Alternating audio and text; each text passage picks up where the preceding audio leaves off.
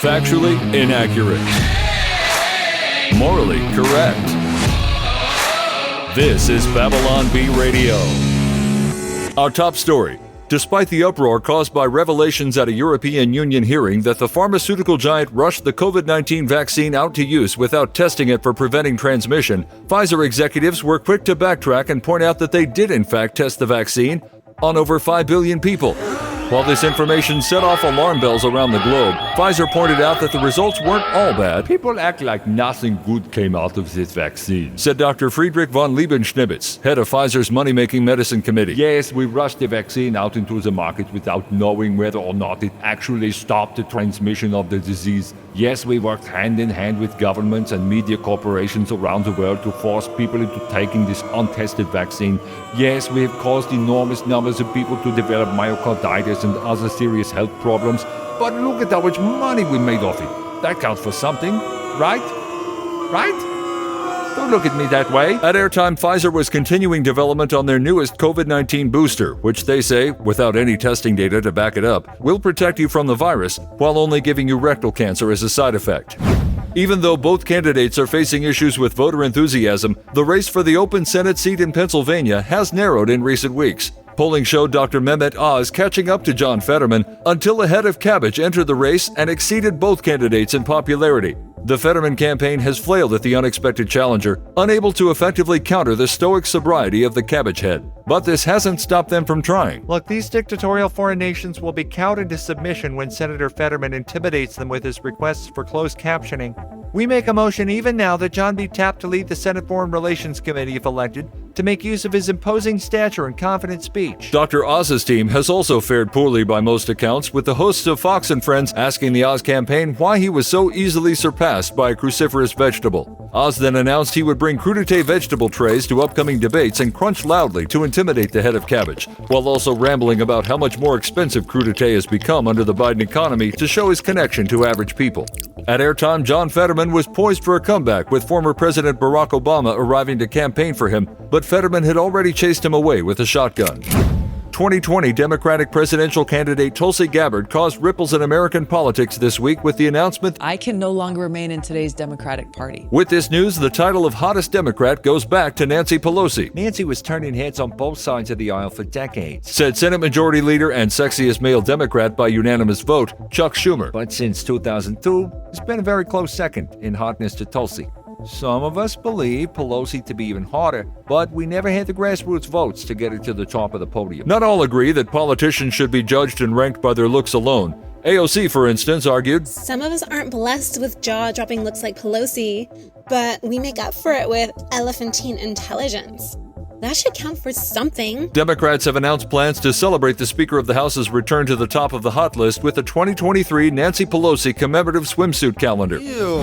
Drawing great inspiration from his brief interview with rap artist and fashion designer Ye West, popular conservative political talk show host Tucker Carlson is preparing to release his first rap album. "I'm used to seeing him walk into the morning meeting in his normal sports coat and khaki pants," said production assistant Hallie Burton. "But the morning after his interview with Ye, Tucker showed up in a full-body black rubber jumpsuit and mirrored wraparound sunglasses.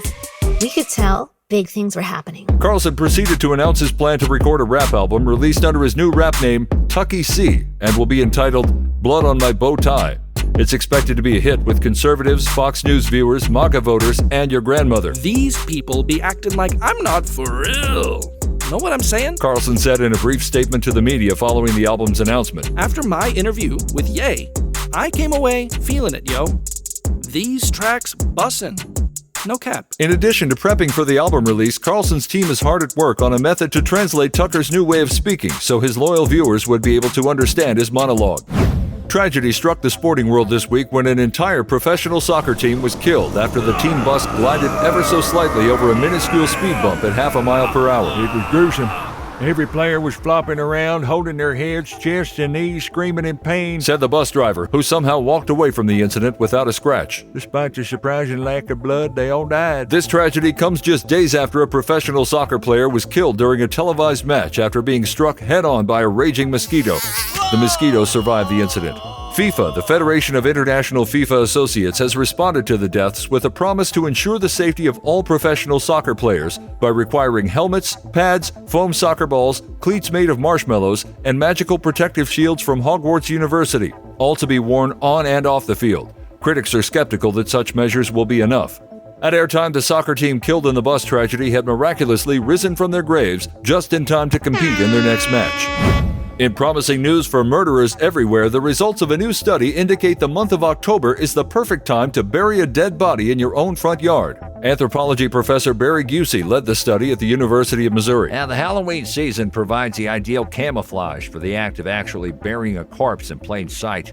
Our findings show that digging a grave and burying a body in any other month of the year is sure to raise red flags and likely to draw the attention of law enforcement. This is a game changer. Said Ben Casey, long suspected by locals to be a serial killer. I've spent a lot of time and effort over the years trying to dispose of unwanted objects. Knowing that I can just wait until October to bury these items will really make things easier. Goodbye. The research team is eagerly planning its next study to determine if the night of July 4th was indeed the perfect day to bomb something. During a powerful sermon delivered by her pastor on Sunday, a local woman came under deep spiritual conviction that her husband really needs to repent of his sins. Wow, I really hope Dave is paying attention. His wife Amy thought to herself, This sermon is exactly what he needs to hear right now.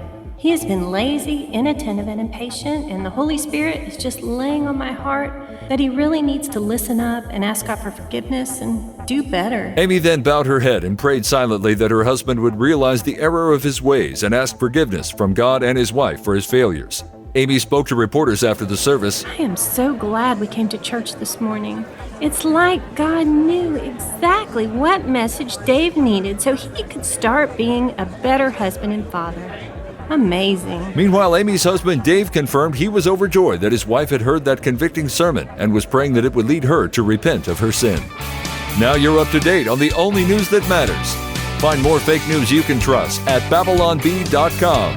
Until next time, this is Austin Robertson, the voice of the Babylon Bee. So long.